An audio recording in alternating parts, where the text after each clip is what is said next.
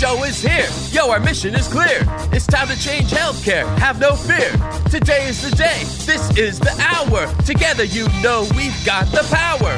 Drop the silos. We're all the same team. Experience, business, tech, and marketing. How can anyone be satisfied with the way things have always been? Yeah, we've tried. So join us now. Join the revolution. Consumer first health is the evolution. Status quo, more like status no. Yeah, this is the healthcare rap. Yo, come on, let's go. New choices, new platforms, new care models. In the healthcare of tomorrow, consumers win. But who will design it? What will it look like? And how long will it take? We're here to answer those questions with some provocative thinking about how to create the healthcare that people actually want. Ready to roll up your sleeves, look at the world a little differently, and explore the frontiers of consumer health together? Join us. This is the Healthcare Wrap. Hey, it's Jared Johnson from Shift Forward Health, and here's what's going to go down today. We have the flavor of the week about Best Buy offering its first prescription-based medical device. Can their partnerships with virtual care platforms and pharmacy tech providers deliver not just on continuous glucose monitors, but on simplifying the process for other devices down the road? I'll talk about that. Then Marcos Demiciano joins me to discuss what Clear is doing in healthcare. Clear isn't just at airports. They're bringing their vision for removing friction to healthcare experiences. Marcos shares how they can empower consumer centricity and what it can mean for consumers when identity isn't such a mystery anymore. You won't want to miss this one, so it's time to dive right in. Are you ready? Let's go.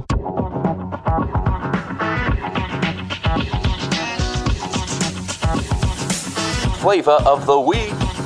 Do you get the feeling that Best Buy is still early in unveiling its healthcare ambitions? The consumer electronics giant announced it will soon offer a convenient way for eligible customers to get prescription continuous glucose monitoring systems delivered right to their home. Lots of partners are involved here. The process is facilitated by Wheel, a leading virtual care platform focused on delivering consumer-centric care, and HealthDyne, a pharmacy technology provider. Best Buy will sell the Dexcom G7 continuous glucose monitoring system to eligible customers for $179.99 for a 30-day supply. Using devices like Dexcom G7 means no finger sticks, real-time glucose monitoring, and the ability to make smarter decisions about controlling diabetes. Notably, this is the first time that Best Buy will offer prescription-based medical devices, with more CGM system options aimed to come soon after launch. At this time, they won't accept insurance payments, but customers with HSA, FSA, or HRA funds may be able to be reimbursed. One thing I like about this announcement is that Best Buy appears to be continuing its trajectory of offering a limited menu of healthcare products and services that align with their strengths.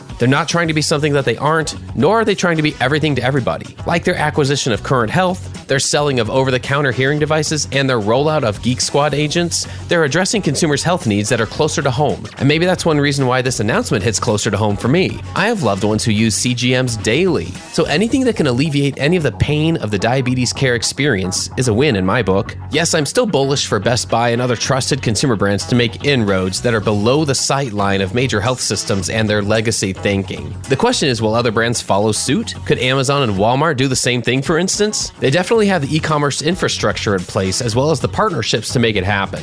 Don't be surprised if we see a wave of low-key announcements like this coming from outside the establishment in the next 12 months. Let's identify more ways to simplify how everyday people get access to the medical products that they need. That's another way that we'll build the healthcare of tomorrow. And that's the flavor of the week.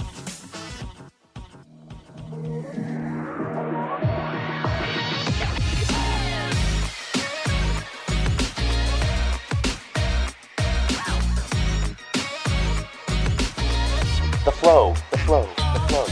All right, everyone, let's get into the flow. I'm here with Marcos Demiciano. Marcos is from Clear. Marcos, welcome to the Healthcare Wrap. Thanks, Jared. Excited to be here. Tell us a little bit about where you are, what you're doing, and we'll get into what Clear is doing. But first and foremost, help us introduce yourself a little bit personally and professionally. Sure. So Marcos Demiciano, Senior Director of Business Development at Clear, really focused on building our healthcare partnerships. Personally, I was born in Brazil, speak fluent Portuguese. Moved to the US when I was about 2, so really stay close to the culture. Love a good Brazilian steakhouse. Professionally, sort of fell into healthcare. I was working in digital marketing for a while. Got a call from a recruiter to work at a company called Vitals, which was eventually acquired by WebMD, and really fell in love with solving major healthcare challenges through consumer-facing technology. So I think I'm one of those lucky people that gets to work in a space that I'm passionate. I get to work in technology, but also healthcare and really help patients. So it's really exciting. I love that. Well, I imagine along the way, we've been asking a lot of our guests about career advice that has helped them either influence a choice or a decision as they were getting to where they are now. Does anything come to mind about some career advice you've received along the way that has stuck with you over the years? Yeah, one of the best pieces of advice was from an old boss, and he said, never assume. And I think he would constantly remind me that it's better to over-prepare, ask questions, don't assume. And I think we make the mistake of assuming a lot, and that leads to miscommunication. But my theory is no one's ever going to tell you that you're over-prepared. So just ask questions, confirm, make sure that we're on the same page. It can help you a lot throughout your career. I love that. I'd love to set the stage here today because we do want to talk about, first and foremost, why Clear saw an opportunity in healthcare and kind of what Clear is doing there. Maybe it'll help just to start with a layperson's definition of what Clear does and why it's different, and then we'll go from there. Yeah, absolutely. So yes, it is the same Clear that you know from the airport, but to sort of take it a step back, Clear is really a secure identity company with a mission to unlock frictionless, secure experiences. And so we do that by verifying that you are who you are. We're best known for the airport, for airport presence, as you mentioned, but we've really expanded into digital where everything happens within your mobile phone. And so when you think about a lot of the solutions that are out there that are tackling different elements of identity, I suppose, Clear has this existing brand that's been basically running for about 13 years. And we have 17 million members that span 54 airports, partnerships with Avis, LinkedIn, University Health Miami, Wellstar, Health Gorilla, and a few other partners. So we have this robust set of existing pre-verified members that can reuse their identity to unlock additional experiences. And so when you think about healthcare, it's really looking into how do we replace the clipboard and deliver an entirely reimagined patient experience and empower providers to devote more time to their patients' care. It's why are we spending so much time filling out papers, re-showing our IDs? There's got to be an easier way, and that's what Clear's looking to solve. Talk to us about the vision here. You talked about removing friction from healthcare experiences. What is Clear's vision here? Yeah, so I mean, just like you said, there is tons of fragmentation in healthcare. When you look at the different portals, EMRs, platforms, telehealth, there's so many places that patients have to go.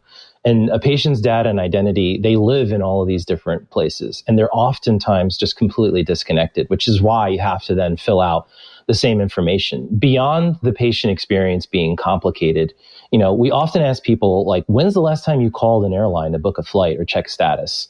And I know that I'm simplifying all the things that we make phone calls for in healthcare, but why are we still making so many phone calls in healthcare? And so we spoke to a system the other day. They said we have about 7 million phone calls a year. They're not the biggest system, but it's shocking just to think about how much administrative time goes into tasks that we could enable, individuals to do on their own. And so Clear can create this unified, interoperable identity that can be used across consumer and patient ecosystems. So enabling patients to access their medical records without needing to fill out a ton of forms, easily accessing multiple portals and systems seamlessly. Identity is foundational to who you are, but when you think about healthcare, it's more than just your face and your government ID or your license. It's your immunization records, your medical history, the medications you take, insurance, and so much more, right? So we're enabling a more secure, streamlined experience with identity at the core, right? So a similar story, my wife is 8 months pregnant and we were at a doctor appointment recently. We literally went from floor 3 to floor 1 and had to fill out the same information, show her ID all over again. And again, here I am as a patient experiencing this, just thinking like, we have to make this better. So the impact beyond, when we talk about this experience, because Clear is really known for that consumer experience, it's the cost of status quo is what we look at. So when you think about the cost of duplicate records, phone calls for password resets, or the challenges with a person just creating a digital account or accessing a check-in experience, there's major downstream implications when we do not solve for these problems. So we're really looking at the ways that we can drive impact, not only to patients, but to healthcare organizations as well. Well, first and foremost, congrats on the little one coming soon. That's exciting. Yes, baby girl in November. I'm excited and nervous at the same time. As well you should be. That's outstanding, though. That's so great. When these types of conversations, at least conversations about patient experience, were happening several years ago, 5 years ago, say, and it was an acknowledgement that, oh, well, maybe, to your point, like the whole status quo part, maybe there is a better way to do this, where it's not like nobody's ever asked or nobody's ever thought we could improve, but maybe there wasn't a clear way to do it, a way to actually implement a better way. And so things just fell by the wayside, or they were reprioritized compared to other things. I'm thinking that this vision, I don't think anyone would disagree that it's important. And so the fact that there's a way to do this and remove some friction here is exciting. It's something to think about here. What is different or unique about Clear's approach, like what you want to do here? Why is this different than others who may have attempted to make any part of this experience easier? Yeah, it's a great question. So, being that we started in the airport, which is one of the most secure environments when you think about and regulated alongside healthcare, security is front and center for us. So I think a lot of what's out there's a lot of question around security, especially when you look at some of the things that have happened alongside MGM and Caesars and all these hacks. But beyond that, our networked identity, which is this concept of being able to reuse your identity across healthcare, is rather unique, right? People are oftentimes having to do the same thing over and over again. Whereas with us, let's democratize your identity, right? So we also have a loved brand that is known for the consumer experience, which builds immediate trust. Usually when I tell people I work at Clear, they're like, oh my God, I love Clear. You saved me so many times from missing a flight. So when you combine that obsession with the patient experience, a growing number of pre-verified members, and this experienced identity solution, the possibilities are endless. I think we're really the perfect solution to come in sort of from the outside to solve some of these key problems. But we have an existing base of users and members that are using us across different platforms. So I think that's really a unique part of what we do. All right. So how does this work then? Let's say I'm working at a health system and I'm interested in learning how I can partner with Clear. Walk me through what happens. In a partnership with Clear, I think what we would do is work closely with the entire staff member, team to really determine what are your key pain points. And oftentimes we land on patient experience, high administrative costs, and even things like duplicate records. So we would start to look deeper into your patient. What are the total number of patients that you have? How big are the pain points? And what are the different solutions that we can offer? So, at the highest level, we are really, identifying who a person is, but what we can do is start to unlock specific experiences. So we'll then partner with those systems to, integrate our solutions deeper within their digital ecosystem, and then also partner with them on ways of how do we get the messaging out to patients, and how do we partner together to make this really a true partnership where we're able to engage with their member base and get that information out so people know that they can now use Clear within this healthcare ecosystem. Yeah, I'm fascinated by something you just brought up about the trusted brand that Clear is, where you don't have to explain who you are or what you do, where people are like, I'm sure you do get that all the time. Thank you. We love you. You've made my life easier. It's amazing what happens when you offer something that does make people's lives easier. And I think about this a lot, about how if this was easy to do, if it was easy to reduce friction from healthcare, somebody would have already done it. It would be easier across the board. And yes, we're making impacts kind of on the fringes, if you will, in small pockets here and there. There are some solutions out there. There are ways to reduce friction. There are team members devoted to it. There are task forces, and there's a lot of effort going on here, but it's not easy. So when we know how complex it can be, what advantages can there be for a company like Clear to come in from outside healthcare and offer a way to reduce some of this complexity? Yeah, I think we can easily get stuck in this healthcare bubble mindset. I mean, healthcare is known for so much, but the consumer experience often gets lost.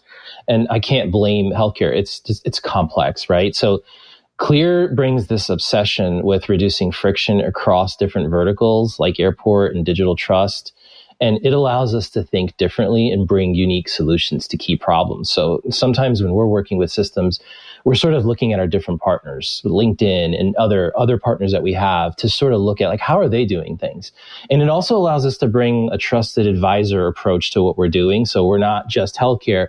We're able to bring thoughts from other verticals and other partners, which I think is valuable, because what healthcare wants more than anything is to drive consumerization. And it's always been a challenge, right? People don't think great consumer experience healthcare, but we need to get there. And so there's a lot of incredible insights that can be brought from a company that's really been very much consumer focused, as well as some of the other verticals that we work in. This is the first time I'm actually working at. It's been a really long time since I've worked for a non-healthcare organization. And, at first you're kind of nervous, but it's really amazing to get insights from other folks.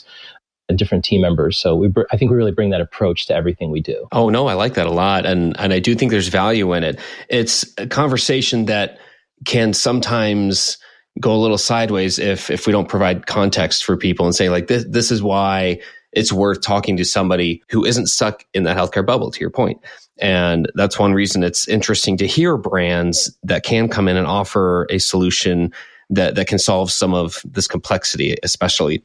Are there opportunities for other types of organizations besides a hospital or health system? Are there other types of healthcare organizations that it makes sense to partner with that you speak with? Or is this really focused on traditional health systems? No, there are health information exchanges that we're working with, that we're partnering with. So, right, they're responsible for managing large volumes of data, and how do they enable patients to prove who they are if they want to access that information, their medical records, for example. There are data platforms that are out there that are building out basically like digital front doors, right, for their partners. And so they could tap in and use Clear to manage identity for them. So we're not just sort of working with health systems and payers.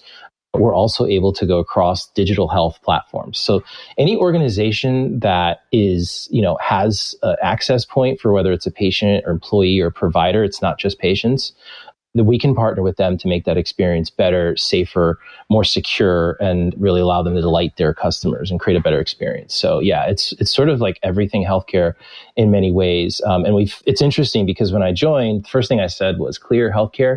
As I got deeper, I really started to see the problem, but also the different places that we can help, the different pain points that we can solve. So like I mentioned, health information exchanges, right? They're managing tons of data for people. They want to give someone access. You have to make sure that they are who they say they are, right? A lot of these healthcare data aggregators, data platforms that are in the healthcare space, they're doing a lot of back-end data work, but what about front end? How do we enable consumers to be able to verify their identity and unlock experiences? So yeah, there's actually a pretty wide variety of partners that we can work with. I love that thought, because we've often talked on this show about the need to build the pipes first, to lay the foundation, to lay the structure, redo the plumbing, if you will, in healthcare.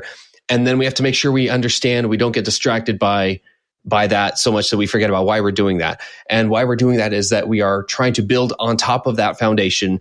The reason that we want to reduce friction in data exchange and in patient experience efforts is so that healthcare can be easier for an everyday person to experience.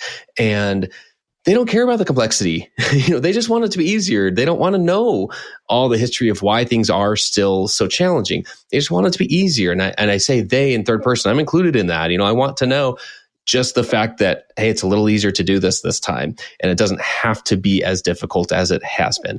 So knowing that, I'd love to just think about where Clear is headed from now. Is there anything you can share about where Clear is headed in the next, say, 6 to 12 months? One of our visions is to build this sort of credit card acceptance network, right, that we were talking about, democratizing data across the platform. So sports, digital trust, financial services, but all of this benefits healthcare, right? Since there's such a need for this frictionless experience. So we're going to continue to build out different types of partnerships, things that are tackling not only just patient access and data, but controlled substances and medical record sharing and employee access. So HLTH, incredible conference. Our CEO spoke a lot about democratizing data and why Clear is now really taking a big leap into healthcare. We've also announced a partnership with Verado, which is an incredible company that is really at the forefront of identity management, and BeWell, which is, a fantastic digital front door solution. So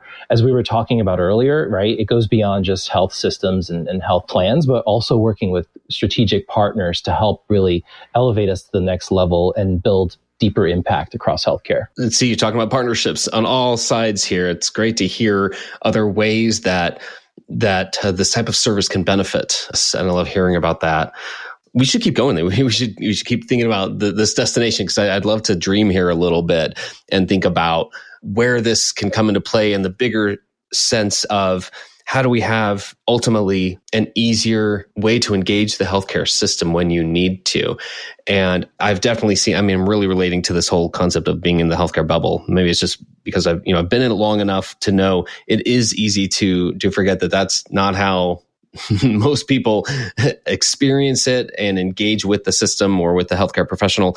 And knowing that is so important because that helps us put a consumer's needs as part of the change management process. Heaven forbid we even put those needs in the very center of our change management process and actually design around those experiences. And it sounds like that's at the core of what Klear's doing here. So maybe we could dream about the destination here a little bit. It doesn't just have to be with identity management or any of the other components that we mentioned here about what Klear's doing. But when we think about what we hope healthcare is like, I love asking just about what types of progress you hope we're celebrating in healthcare a few years from now. I really hope, like outside of identity, that access in general is just easier, and not just getting a doctor soon or getting access to a specialist, but access for underprivileged folks as well. I think that it's just been super easy for commercially insured individuals to get access to care. And then there's the group of folks that have Medicaid and Medicare, but then there's this sort of like forgotten group of, I think it's 25 million people that are sort of like uninsured. And that's crazy because we're this amazing country with fantastic healthcare options, but sometimes, we lose sight of our entire population. And it's complicated because there's cost and politics, but I really look at access and being able to see, I hope that healthcare can continue seeing patients as consumers, across the board, regardless of insured, non-insured, and so on. And I know that that's a challenge, but I really hope that we continue to move towards access and enabling better access for folks. Klear's doing a lot on the identity space to enable access, but I'm talking about like broader healthcare access, actual access to medical, like data, medical doctors, like actual clinicians and so on. I really hope that that's where we can continue to make progress in. Well, thanks for sharing that vision. I'm curious, as you're just going about your work here, if the word consumer itself, if it makes sense or if it causes people to question, like within the Klear team and partnerships that you're striking up there. I know the context for that is I know a lot of health system leaders who still struggle. It almost triggers them to use the word consumer, especially if you're on the clinical side, to say, no, that, they're my patient. And it feels like you're removing some dignity out of the provider-patient relationship by calling them a consumer. And it's been kind of a mindset shift to understand why we even use that word and why we talk about a consumer. I've been using the term everyday person lately just because It helps understand, I'm not trying to say this is the person who has options or the person who pays for things, because then we get stuck in, maybe it's actually the payer, it's the health plan who's the consumer here. And the whole point for me is that the person experiencing it is not always a healthcare professional. Usually they're not. So they have different expectations. They don't just have choices for their care. They have expectations. And that causes us to design a different experience. So I don't know if the language itself, if the word consumer causes any conflict, when you're bringing it up, or if people generally understand that term and why it's used at Klear. I understand why it would sound like maybe they would say we're patients, they're not consumers, but oftentimes we're hearing back that they want to start seeing their patients as consumers. So we spoke with a health system recently that said that they're not even calling them patients anymore. They're actually going to be calling them consumers, and they want to make care personalized. An example that they gave us was, if you come into our facility and you prefer to be on the third floor versus the second floor, and you like a window when you're coming in to see the doctor, if you're staying in the hospital, we want to know that ahead of time. And so they were looking at personalized care at a whole other level that I had never really seen. And so more and more we're hearing about consumerization of healthcare. I think it's because maybe patients, in general are there's a lot of complaints, right, from the patient side and the various different ways that they have to access care and what they have to deal with, and the payer. And there's just so many players. I mean, healthcare is confusing for a person that's not. For the person that's in healthcare, it's confusing. If you're not, it's very confusing. And I think we need to make it easier. So I'm oftentimes hearing pretty good feedback on the consumer side of it. Ultimately, I think what people want is to enable patients to have a better experience, right? Like that's really the end goal. Like, how do we make it better, easier, safer, and faster for them to be able to get care? Right. Without the conditional statement at the end of that. Yeah, of course we want to make it easier, as long as it doesn't conflict with our status quo or the current ways that we do things, right? Like that's how it ends up being thought of a lot of times. So yeah, I love hearing that. And it's great to know that that's part of the mission here. Let's broaden this out a little bit. What other trends are you paying attention to right now? Maybe they do or don't have to do with healthcare or with identity or anything, but like what else is on your radar screen these days? I think probably like most of us, I'm definitely watching AI, right? I'm keeping an eye on it because I'm really curious. I think there's so much opportunity and potential. I use ChatGPT. I used to go to my wife to check certain things that I was writing, and now I got ChatGPT, nice. So I don't have to bother her. But I hope that throughout AI, we're also thinking about patient safety and information and keeping it secure.